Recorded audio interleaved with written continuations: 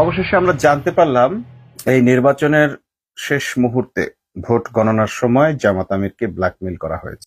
তাকে বলা হয়েছে, যদি আপনি এই ভোটের রায় অনুযায়ী আপনার ক্ষমতা চান তাহলে বাংলাদেশে একটা গৃহযুদ্ধ লাগবে। একদিকে আওয়ামী লীগ, একদিকে বিএনপি এবং তাদের সাথে আওয়ামী প্রশাসন আপনাকে কোনো ধরনের সহযোগিতা করবে না। দেশের ভেতর বড় ধরনের কেওয়াজ লাগবে এবং গৃহযুদ্ধের দিকে যাবে দেশ। আপনি কি সেটা চান? এইভাবে বাংলাদেশের একজন হতে যাওয়া ভবিষ্যৎ প্রধানমন্ত্রীকে ব্ল্যাকমেইল করে তার কাছ থেকে দেশটাকে কেড়ে নেওয়া হয়েছে।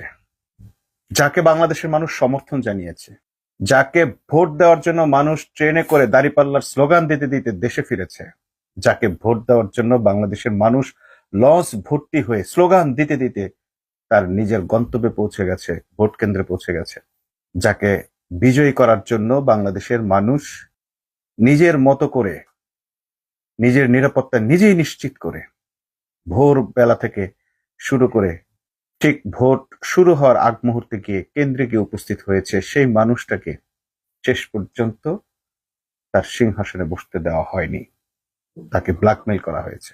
যেই আমিরে জামাতের প্রতি মানুষের এমন সমর্থন আমরা এবার দেখেছি, বিভিন্ন শ্রেণী পেশার মানুষ, শুধু ইসলামিক ব্যক্তিত্বরা নয় বা কিংবা শুধু জামাত ইসলামীকে পছন্দ করেন সমর্থন করেন এমন ব্যক্তিরা নয়, বরং এবার বাংলাদেশের এমন এমন সব শ্রেণী পেশার মানুষ জামাতকে সমর্থন জানিয়েছে যেটা অভাবনীয় ছিল, অকল্পনীয় ছিল।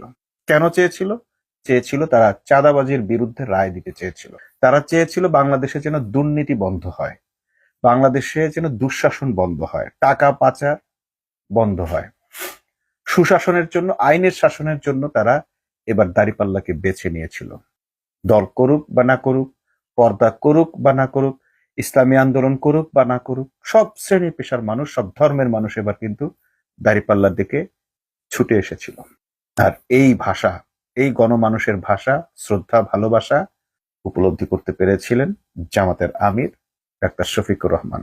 যে কারণে যখন তাকে বলা হলো যে বাংলাদেশে একটা ম্যাসাকার হবে, গৃহযুদ্ধ লেগে যাবে, আপনাকে ক্ষমতায় আসতে দেয়া হবে না, বিএনপি, আওয়ামী লীগ এবং তাদের পোষা প্রশাসন যে কোনো মূল্যে আপনাকে প্রতিহত করবে, আপনি কি করবেন? যে জনগণ তাকে ভালোবেসে ভোট দিয়েছে, সেই জনগণের ওপর যদি কেউ অস্ত্র চালায় এবং এরকম হুমকি দেয়, তার আর কি করার থাকতে পারে? যে মানুষটা বাংলাদেশের মানুষকে নিজের সন্তানের মতো করে দেখেন, সে মানুষ তো যে কোনো কিছুর বিনিময়ে তার সন্তানের জীবন রক্ষা করার চেষ্টা করবে, এটাই স্বাভাবিক।